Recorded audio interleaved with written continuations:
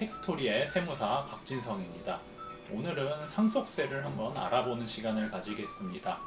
일단 상속이 진행이 됐을 때 상속세를 줄이는 방법은 두 가지가 있습니다. 첫 번째로는 재산가액을 줄이는 거고, 두 번째는 공제금액을 높이는 것입니다. 근데 재산가액을 임의로 줄일 수는 없습니다. 괜히 줄였다가는 상속세 세무조사가 나오겠죠. 하지만 상속공제는 경우에 따라서 조금 올라갈 수도 있습니다. 오늘은 가장 유명한 상속공제 중 하나인 배우자 공제를 알아보는 시간을 가지겠습니다. 배우자가 상속재산을 받을 때는 큰 혜택이 있습니다. 배우자 상속공제라는 것입니다. 배우자가 상속재산을 받을 때는 다른 가족이 받을 때보다는 좀 더 큰 혜택이 있습니다. 우선 배우자 공제는 최소 5억 원 공제가 가능합니다. 배우자 외에 다른 상속인이 있고, 그리고 배우자가 만약에 재산을 하나도 가져가지 않는다고 가정을 하더라도 최소 5억 원 공제가 됩니다. 일단 상속이 진행되면은 일괄 공제 5억 원이 가능하고요. 여기에 배우자 공제 5억 원이 추가돼서 여러분이 알고 계시는 10억 공제가 완성이 되는 것입니다. 하지만 경우에 따라서 이 5억 원을 더 넘게 공제받을 수가 있습니다. 배우자분께서 5억 원 이상의 재산을 가져가는 것입니다. 전체 상속 재산에서 배우자의 상속 지분을 곱한 금액이 5억 원을 초과하는 경우입니다. 그리고 이 5억 원을 초과한다고 해서 모든 금액을 상속공제를 받을 수 있는 것은 아닙니다. 한도가 있습니다. 전체 재산가액에서 배우자의 법정 지분을 곱한 금액까지를 한도로 합니다. 배우자의 법정 지분은 1.5고요. 자녀는 1입니다. 만약에 배우자가 한 명 있고 자녀가 두 분 있다 치면은 1.5 더하기 1 더하기 1 이렇게 하면은 총 3.5가 되겠죠. 그리고 배우자가 1.5이기 때문에 전체 재산가액에서 3.5분의 1.5가 이제 배우자 법정 상속 공제 금액 한도라고 볼 수 있을 것입니다. 이 부분은 조금 어렵기 때문에 제가 사례를 들어서 표로 설명드리겠습니다. 아버지가 돌아가시면서 고인의 40억짜리 건물을 아내분과 3명의 자녀 앞으로 상속이 진행되게 됐습니다. 이때 배우자 공제는 기본 5억이 적용됩니다. 그러면 40억에서 10억의 상속 공제가 적용이 됩니다.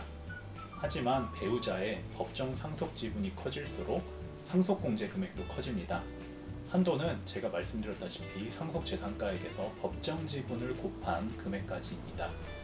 재산가액 40억에서 1.5 나누기 4.5를 하면 금액은 대략 13억 3,333만 원입니다. 이 4.5라는 금액은 배우자 1.5 더하기 자녀가 3명이기 때문에 1 더하기 1 더하기 1을 한 금액입니다.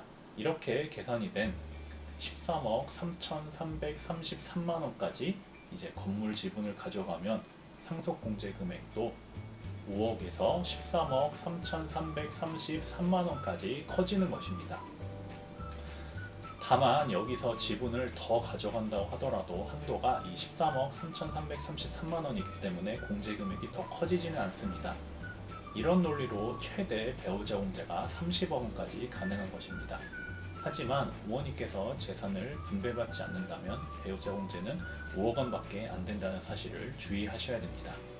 그리고 이 공제 한도가 이제 30억이라는 금액에 혹해서 이제 만약에 상속 재산가액이 30억이 아래이신 분들도 혹시 이제 배우자가 받아서 30억까지 공제를 받고 상속세를 안 내도 되는 것 아니냐라고 생각하시는 분들이 계십니다.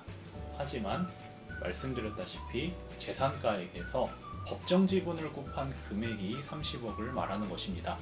만약에 아까 예를 들어서 배우자 한 명에 자녀가 3명 있는 경우 30억 원의 공제 금액을 최대로 받기 위해서는 재산가액은 90억 원이어야 됩니다. 이제 배우자 상속 공제를 최대한 많이 받기 위한 조건입니다. 배우자 상속 공제를 5억 원을 더 넘게 받기 위해서는 배우자 상속 공제 신청서를 내야 됩니다. 그리고 상속세 과세표준 신고 기한이 지나고 9개월 이내에 상속재산 분할을 완료를 해야 됩니다. 참고로 상속세 과세표준 신고 기한은 사망일로부터 6개월 뒤입니다. 재산을 분할을 완료해야 된다는 것은 만약 등기자산인 경우에는 부동산 등기까지 완료를 해야 된다는 뜻입니다. 만약에 상속세 과세 표준이 지나고 9개월 안에 상속재산 분할이 완료될 것 같지 않다 하면은 그 전에 세무서에 상속재산 미분할 신고서를 제출하면 됩니다. 그럼 여기서 6개월까지 최대 더 연장이 가능합니다. 이렇게 상속세 신고를 할 때는 자산을 어떻게 분배하느냐에 따라서 상속세 금액이 많이 달라집니다. 그리고 배우자 공제가 또 만능은 아닙니다. 배우자분께서 또 너무 많이 가져가시면 나중에 2차 상속을 할 때 세금이 많이 나오기 때문에 그것도 역시 주의하셔야 됩니다. 그래서 상속세 신고를 할 때는 반드시 세무대리인을 끼고 신고를 하시는 것을 추천합니다. 그럼 지금까지 텍스토리의 세무사 박진성이었습니다. 감사합니다.